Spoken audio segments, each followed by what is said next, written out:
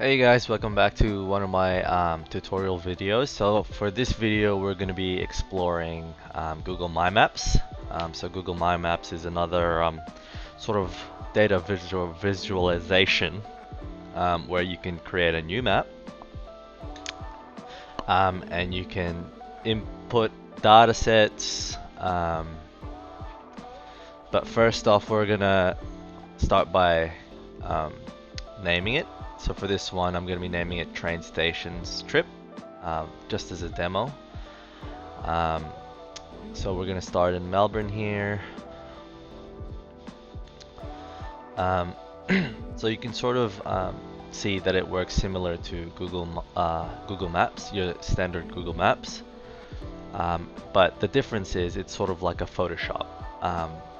So for this one, we're going to start with, for example, Glenferrie Station as a base. So we're going to make this as our sort of starting point for this visualization. So you can sort of see once you type in an address, it drops a marker and it will give you an option to add to map. So I'll add that to the map. And you'll see that it will automatically be placed on this layer here.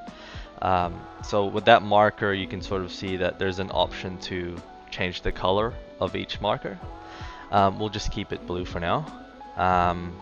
And in the layer, you can sort of see you can add multiple stops. So for example, we'll go to Box Hill Station next. So that'll take us to Box Hill over here, and we'll go ahead and add that to the map as well. And then maybe the next one would be Carnegie Station. So we've got our 3 stations. We've got Carnegie Station here. Just zoom out a bit so you can sort of see there's already markers that's been placed with our other layers. So you can sort of see them there.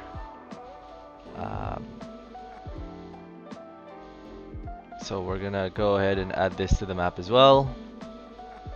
And one thing you can do with Google My Maps is, you know what, let's change the colors so that they can easily be differentiated. So maybe that one's yellow, this one's green, and our home base Glenferrie. You can also change the icons here. So maybe for Glenferrie Station, we're gonna change it to maybe a red. And then I'll give it a house icon as our sort of starting base.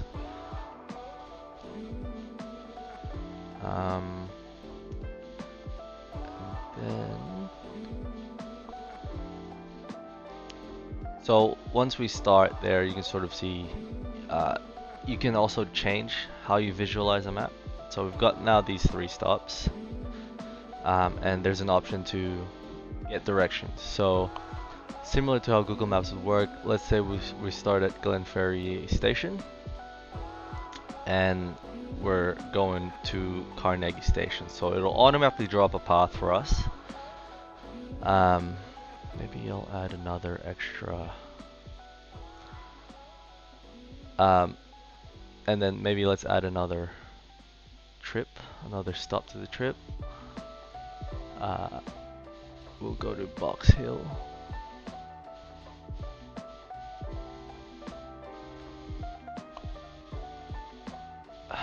Let's say our starting point is Carnegie for this one.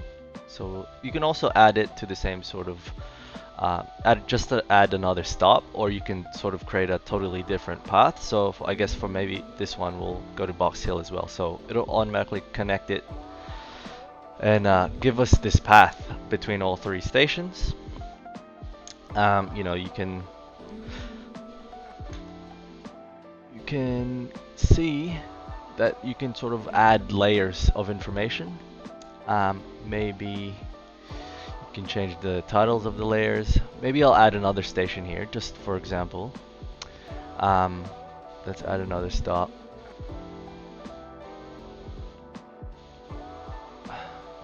Maybe I'll demo another sort of path. So maybe we'll start from Box Hill and then go to Glen Waverley Station. So as you can see, it's given us 2 paths.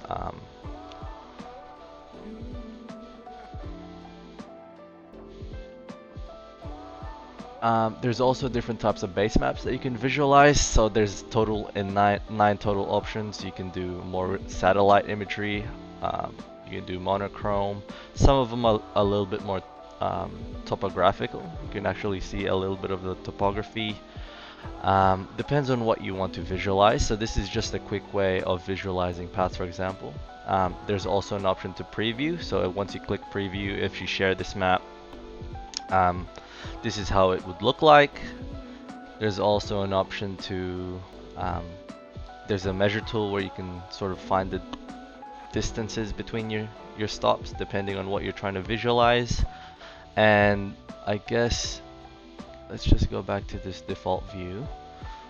And there's also an option to share. So you can either, similar to how Google Drive works, share via link, or you can invite people to your Google Drive so that they can have access to it. But this is just a way of visualizing and sharing information.